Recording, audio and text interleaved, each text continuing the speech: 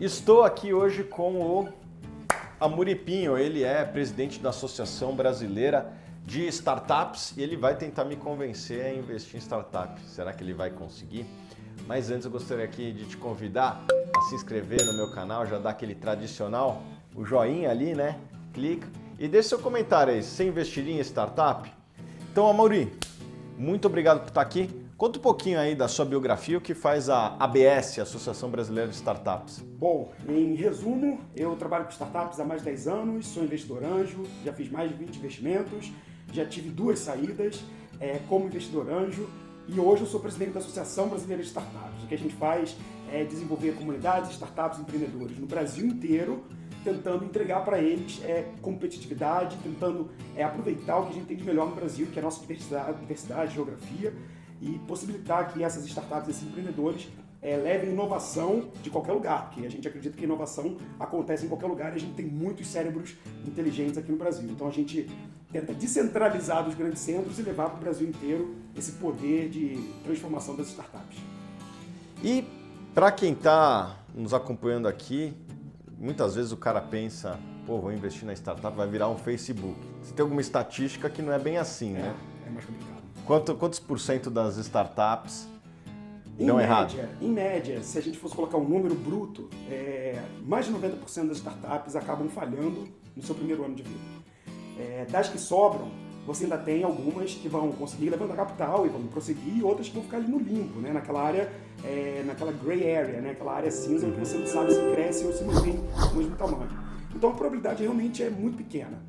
Então, esse empreendedor ele tem que ser movido por muita paixão e você, como investidor anjo, você tem que tentar enxergar quais são os bons cavalos para correr nisso.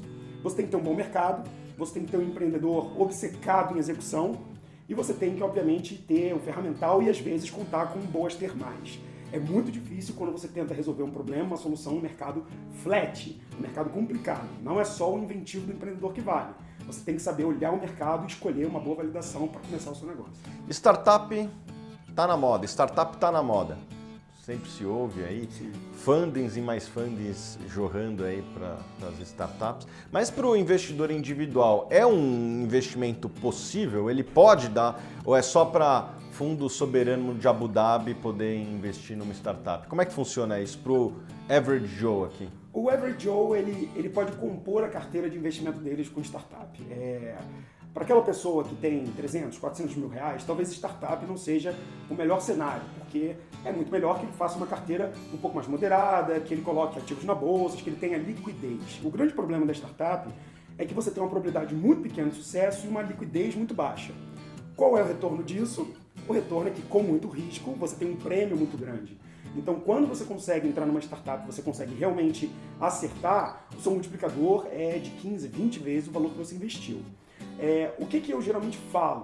Se você consegue separar de 150 a 200 mil reais para fazer investimento em startups, e esse dinheiro não é um dinheiro que vai atrapalhar você, seu desenvolvimento, sua família, sua educação, eu acho que sim, você tem a possibilidade de entrar nesse mundo.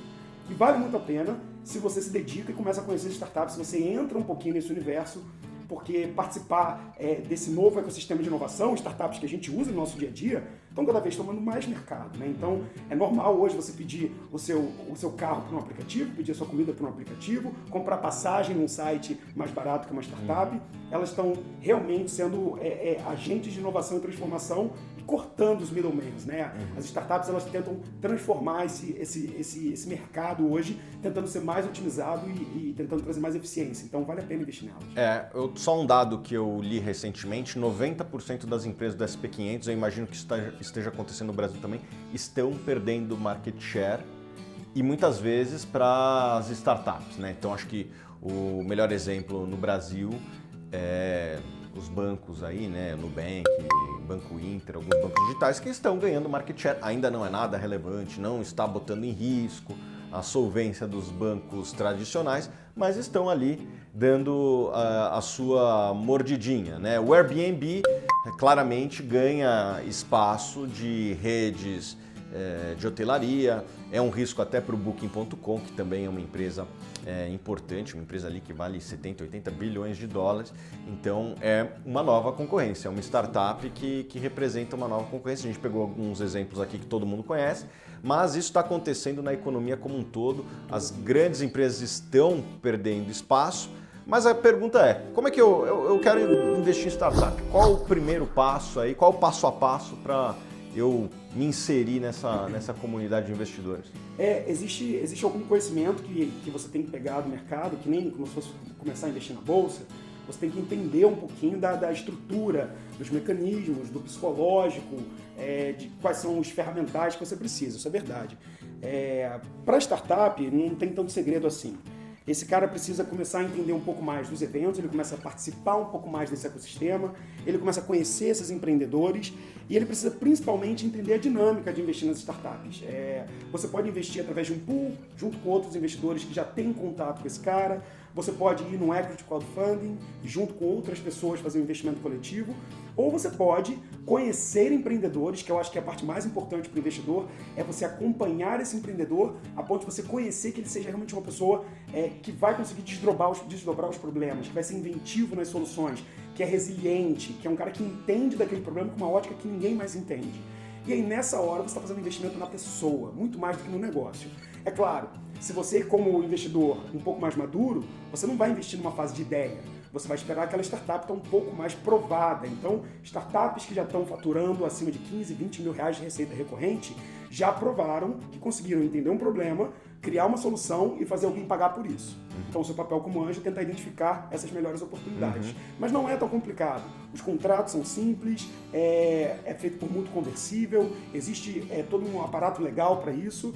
Agora, você precisa estar ciente de que a chance de você talvez perder esse capital se a startup não der certo, ela existe e você não consegue vender a hora que você quiser. Exato. Talvez naquela equação risco-retorno, o investimento em startups seja o que está mais em cima ali, né? O mais arriscado. É o mais arriscado. E, obviamente, quando dá certo, apresenta um excelente retorno.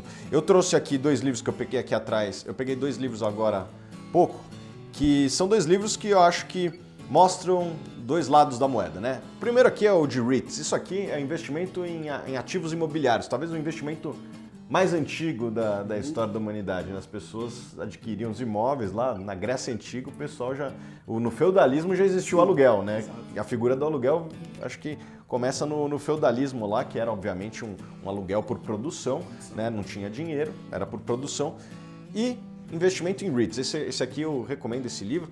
E por que eu estou falando do investimento em REITs? Porque talvez seja o investimento mais tradicional. Né?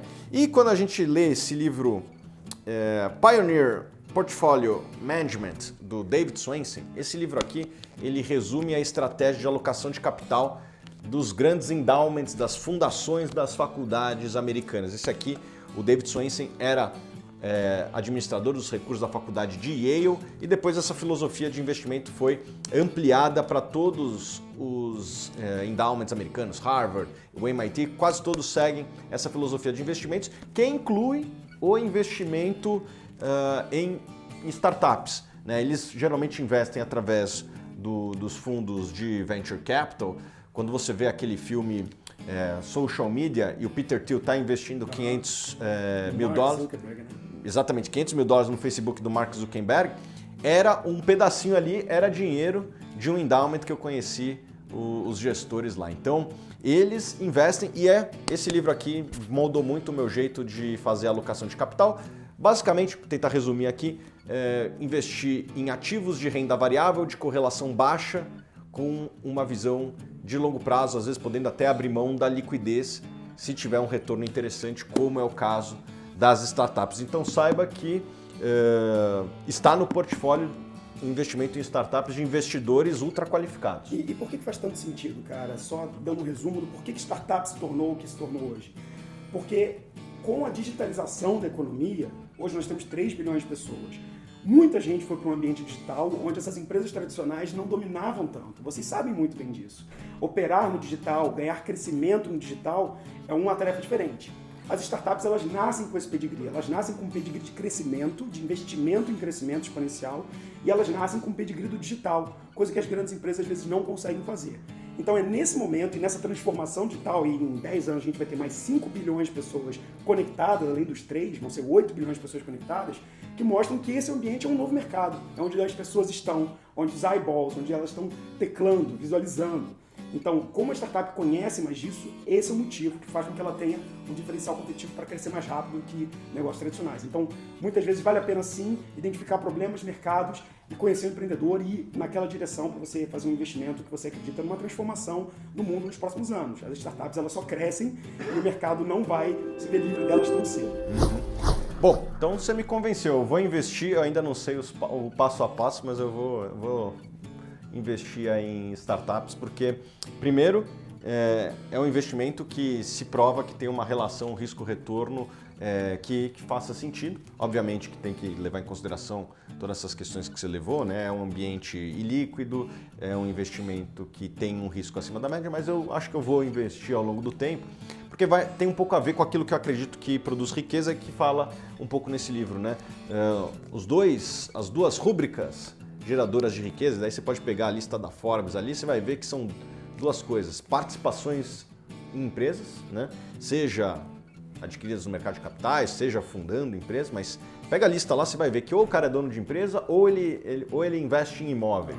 Né? É muito difícil você ver geração de riqueza fora deste ambiente. Então, as startups estão ali, né, dentro da rúbrica investimentos em empresas. Obviamente que investir numa empresa jovem é diferente de investir numa Petrobras ou Itaú. Claro. Né? Obviamente que tem menos risco também, né, com mais potencial. Eu pretendo investir sim. E a pergunta que eu tenho para você investiria na Suno?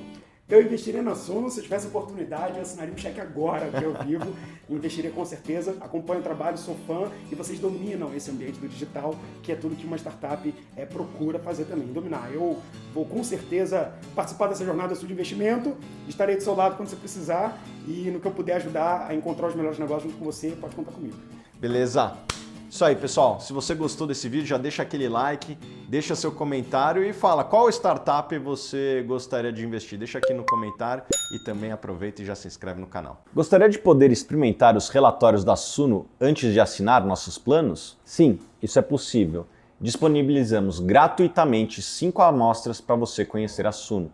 Acreditamos que a confiança que os nossos assinantes depositam em nós é um dos nossos fatores que mais diferencia das outras empresas de nosso segmento. Clique abaixo e confira as amostras do relatório Premium da Suno e descubra como podemos te ajudar a investir melhor.